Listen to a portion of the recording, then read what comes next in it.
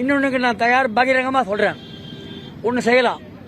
திரு K Nehru அவர்களுக்கு சொல்கிறேன், திரு K Sekar Babu அவர்களுக்கு சொல்கிறேன், சவாலாக அல்ல வேண்டுகோளாக சொல்லுகிறேன்.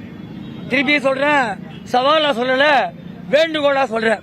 ஒன்று பண்ணுவோம், இந்த கார்பரேஷனுக்கு உள்ளே போவானா, கார்பரேஷனோட அந்த வெளியில் ஒரு 60 சேர் ஏற்பாடு பண்ணுங்க.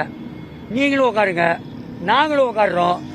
அச்சு, மின்னணு, மெய்நிகர் ஊடகம் எல்லாரையும் வச்சுக்கிட்டு பேச்சுவார்த்தை நடத்துவோம்.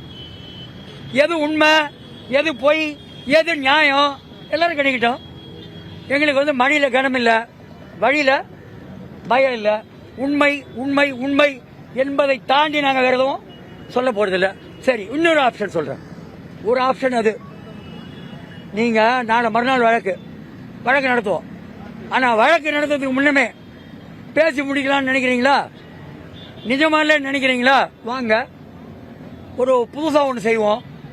ஏன் வழக்கமாக பழைய வாரியாக செய்யணும்? எல்லாம் இங்கே வர ஊடக நண்பர்கள் எல்லாருமே ஒரு அழைப்போம். அந்த வெளிச்சத்தில் டிரான்ஸ்பரண்ட், ரொம்ப ரொம்ப வெளிப்படையாக பேச்சுவார்த்தை நடத்துவோம். அவங்கவுங்க என்ன நினைக்கிறோமோ அவங்கவுங்க நிலைப்பாடு சொல்லுவோம். யார் பிடிவாதமாக இருக்காங்க, யார் தப்பாக நினைக்கிறாங்க, வெளிப்படையாக கணிக்கிட்டோம். சரி, அதுவும் இல்லையா, இன்னொரு ஆப்ஷன் சொல்கிறேன். நான் எதுக்கு இதெல்லாம் சொல்கிறேன்னா, நாங்கள் தயாராக இருக்கோம்னு காட்டேன்.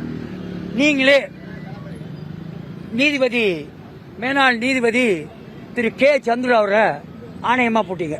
பள்ளிக்கூடங்களில் இருக்கிற ஜாதி ஆணவ விஷயங்களை கண்டுபிடிச்சு களைவதற்கு ஆலோசனைகள் தாங்க, பரிந்துரை தாங்கன்னு.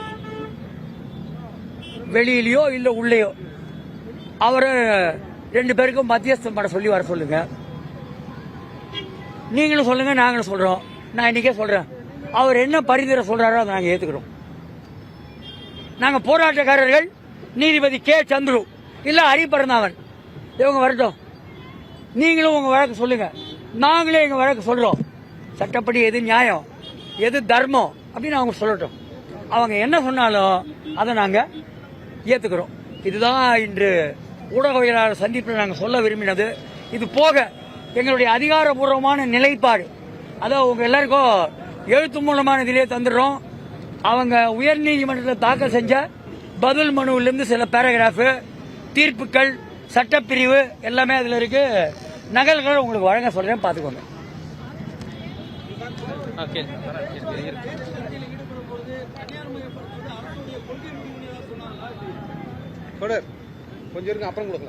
இல்லை, தொடர்ந்து அவங்க சொல்றாங்க. நாங்கள் என்ன சொல்றோம், தொடர்ந்து நாங்கள் மாநகராட்சியில் வேலை செய்கிறோம், மாநகராட்சியில் தான் வேலை செய்வோன்றோம். அவ்வளோதான் பிரச்சனை. நீதிமன்றம் போனால் பேசக்கூடாதுன்னு எங்கேயும் இல்லை. நீதிமன்ற தீர்ப்பு நாங்கள் மறுநாள் தான் வழக்காடணும். நான் என்ன சொல்றேன்னா, இப்பவே மாநகராட்சி கொடுக்குறோம்.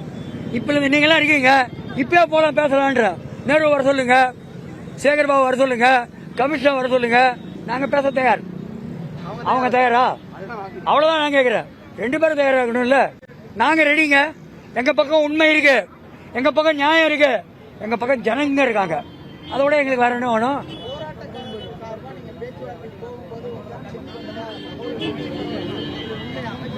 அதுல ஒண்ணு பாத்துக்கோங்க, எங்க சங்கம் வந்து ஸ்பீக்கிங் ட்ரூத் டு பவர், அதுல நம்பிக்கை உள்ளது. அதிகாரத்திடம் தயக்கம் இல்லாமல் உண்மையை பேசுவோம், நியாயமானதை சொல்லுவோம், யாருக்கும் அஞ்ச மாட்டோம். யாமார்க்கும் குடியெல்லோம் நமனை அஞ்சோம். அதுதான் நம்மளோட பண்பாடு. நீங்க ஃபர்ஸ்ட் வாட்டி பேச்சுவார்த்தை போயிட்டு வெளியில பேட்டி போறீங்க, அப்போ வந்து உங்களோட பேச்சு வந்து கொஞ்சம் அமைதியாகவும் கொஞ்சம் மரியாதையாகவும் இல்லை. இப்போ மரியாதை குறைவு ஏற்படல, இப்போ அமைதியா தாங்க சொல்றேன். இல்ல இல்ல இல்ல இல்ல அப்படி இல்ல அப்படி இல்ல அப்படி. நான் பாரதி மாதிரி இளைஞர் இல்லைன்னு வைங்க, அவர் கோபமா சொல்லுவாரு. நான் வந்து எங்க நிலைப்பாடை தாங்க நான் சொல்றேன்.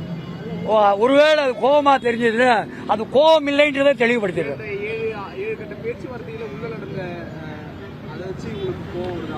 தனியார் மயத்தை நினைச்சா கோபம் தான். தனியார் மயத்தை ஏறி மிதிக்கணும். தமிழ்நாடு முழுக்க, இந்தியா முழுக்க தனியார் மயத்தை ஏறி மிதிக்கணும். அதுல எனக்கு சந்தேகமே இல்லை. இல்ல, மரியாதையா நடந்துக்கிறது அதெல்லாம் சிக்கல் இல்லைங்க.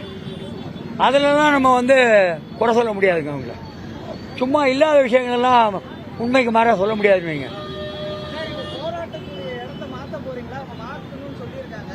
ரிப்பன் மாளிகை அவர் ரிப்பன் பிரபு எப்போ செத்துட்டாரு. நாங்கள் உயிரோடு இருக்கோம். எங்களுக்கு தான் அது. ஒன்றும் குமரகுருபன் தான் தற்காலிகமாக இருக்காரு.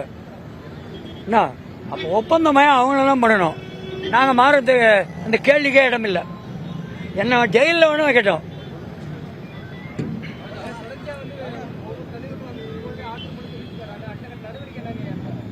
சொல்லி முடிச்சுட்டாங்க. இப்பதான் வரீங்க சொல்லி பேசிட்டாரு. ஒரு அடுத்த கட்ட நடவடிக்கை உட்பட எழுதிய ஒரு அறிக்கை கொடுத்துருக்கோம் பாருங்க.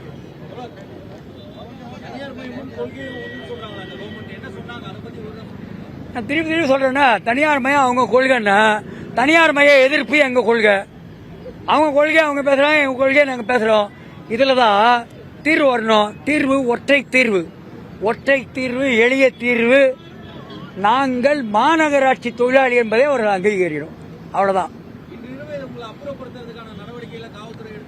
இன்று இரவோ இப்போ எடுத்தாங்கன்னா கூட எடுக்கட்டும். நாங்க வேணான்னு சொல்லியே வாங்க, முயற்சி பண்ணுங்க, அதுதானே சொல்றோம். அப்படிலாம் சொல்லலைங்கண்ணா, நான் அதெல்லாம் சொல்லலை. நீதிபதி முன்ன வழக்கு நாளை மறுநாள் தான் வருது. இல்ல அவர் அப்படி சொல்லியிருக்க கூடாதுன்ற சொல்றேன்.